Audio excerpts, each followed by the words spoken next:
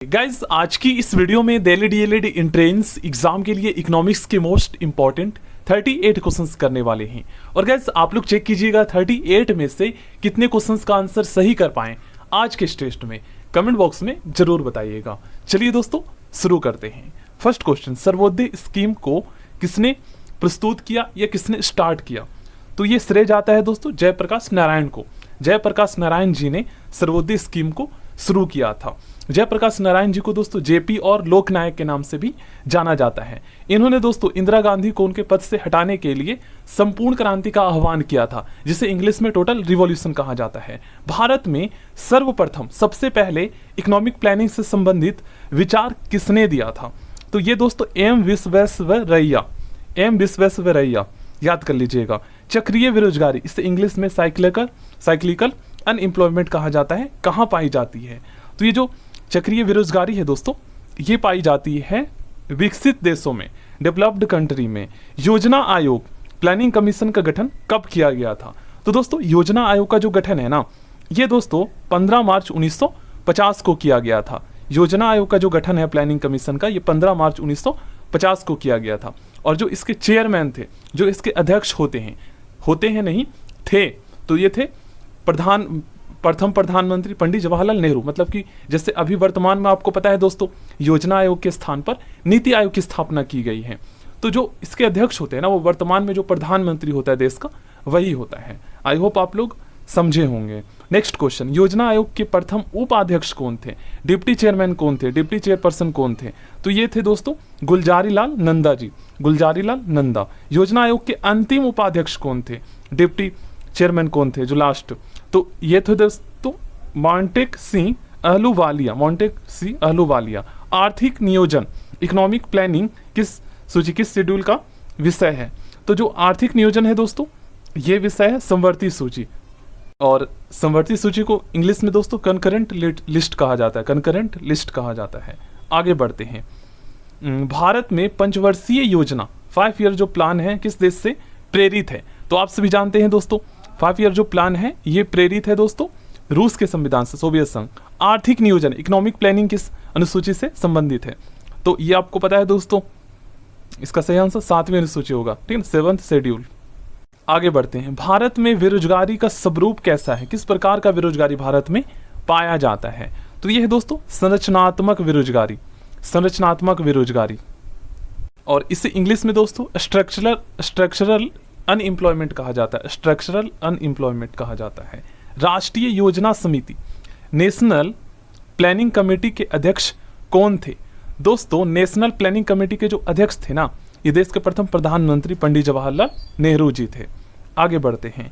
नीति आयोग का गठन कब किया गया? दोस्तों योजना आयोग के स्थान पर नीति आयोग का गठन जो है ना, ये दोस्तों 1 जनवरी 2015 को किया गया था प्रधानमंत्री मोदी जी के द्वारा, ठीक है ना। इसका सही आंसर ऑप्शन सी हो जाएगा। और अगर आपसे पूछा जाए दोस्तों कि नीति आयोग का जो अध्यक्ष होता है वो कौन होता है, तो देश का प्रधानमंत्री होता है, ठीक है ना, चेयरमैन।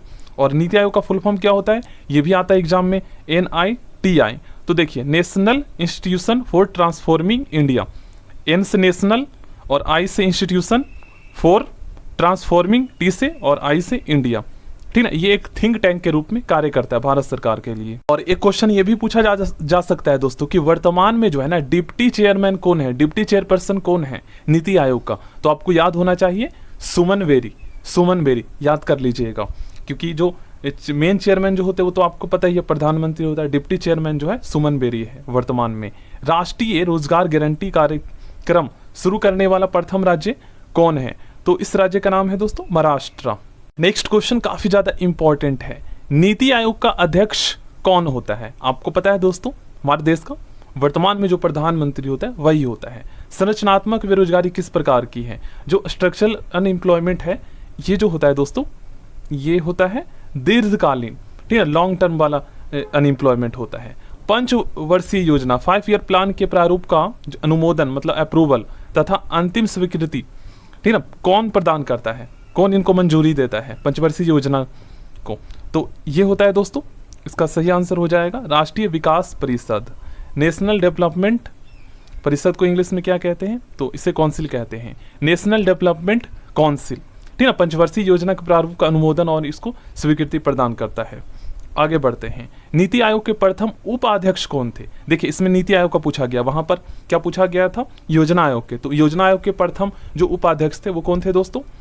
अरविंद पनगड़िया। ठीक ना, यहाँ पर क्या है, नीति आयोग के प्रथम उपाध्यक्ष कौन थे? तो इसका सही आंसर हो जाएगा, अरे यार सॉरी मैं कंफ्यूज हो गया। योजना आयोग के प्रथम उपाध्यक्ष जो थे दोस्तों वो थे गुलजारी लाल नंदा, ठीक ना। और नीति आयोग के प्रथम उपाध्यक्ष जो थे ये अरविंद पनगड़िया थे। आगे बढ़ते हैं। नरेगा, जिससे अब मनरेगा, महात्मा गांधी जो है रोजगार गारंटी अधिनियम बना दिया गया है अब, जो कि पहले नरेगा के नाम से जाना जाता था। तो नरेगा का नाम परिवर्तित करके मनरेगा कब किया गया देख लीजिए। तो ये किया गया है दोस्तों 2 अक्टूबर सन 2009 को, 2 अक्टूबर सन 2009 को। नेक्स्ट क्वेश्चन, ग्रामीण क्षेत्रों में पाई जाने वाली जो अनएम्प्लॉयमेंट है ये किस प्रकार की होती है? ये होती है दोस्तों सीजनल और इनविजिबल, ठीक ना, मौसमी एवं अदृश्य बेरोजगारी होती है।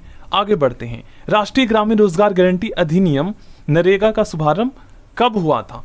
तो नरेगा का जो शुभारंभ हुआ था दोस्तों ये हुआ था 2 फरवरी सन 2006 को, 2 फरवरी सन 2006 को हुआ था। उसके बाद आपको पता ही है, यहाँ पर देख सकते हैं 2 अक्टूबर 2009 को मनरेगा इसे बना दिया जाता है। भारत में पंचवर्षीय योजनाओं 5 ईयर प्लान्स के क्रियान्वयन, ठीक ना, इसको मतलब कि ये कह सकते हो लागू करने का दायित्व किस पर होता है? तो पंचवर्षीय योजना के क्रियान्वयन का दायित्व दोस्तों जो होता है ये होता है केंद्र सरकार पर, ठीक है, सॉरी केंद्र और राज्य दोनों होता है, ठीक है ना, केंद्र और राज्य दोनों सरकार पर होता है। तो इसका सही आंसर ऑप्शन डी हो जाएगा, सही आंसर इसका डी होगा। प्रथम पंचवर्षीय योजना का मुख्य उद्देश्य क्या था? जो फर्स्ट 5 ईयर प्लान था इसका मुख्य योजना जो था दोस्तों ये था कृषि का विकास, ठीक ना, कृषि क्षेत्रों में विकास पर जोर देना। भारत के कृषि क्षेत्र में किस प्रकार की बेरोजगारी पाई जाती है? तो कृषि क्षेत्र में जो बेरोजगारी पाई जाती है दोस्तों ये होती है परछनन बेरोजगारी, ठीक ना, परछनन बेरोजगारी, इससे इनविजिबल बेरोजगारी भी कह सकते हो, ठीक है ना।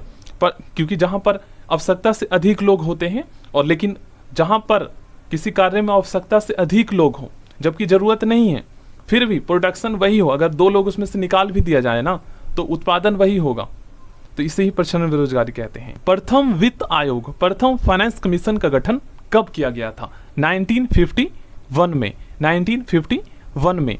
राष्ट्रीय विकास परिषद, नेशनल डेवलपमेंट काउंसिल का जो अध्यक्ष होता है, चेयरमैन होता है, ये कौन होता है दोस्तों? देश का प्रधानमंत्री। सुपर कैबिनेट के नाम से किसे जाना जाता है? दोस्तों सुपर कैबिनेट के नाम से देखिएगा यहाँ पर ऑप्शन में, तो राष्ट्रीय विकास परिषद को, नेशनल डेवलपमेंट काउंसिल को दोस्तों सुपर कैबिनेट के नाम से जाना जाता है और इसके अध्यक्ष देश के प्रधानमंत्री होता है।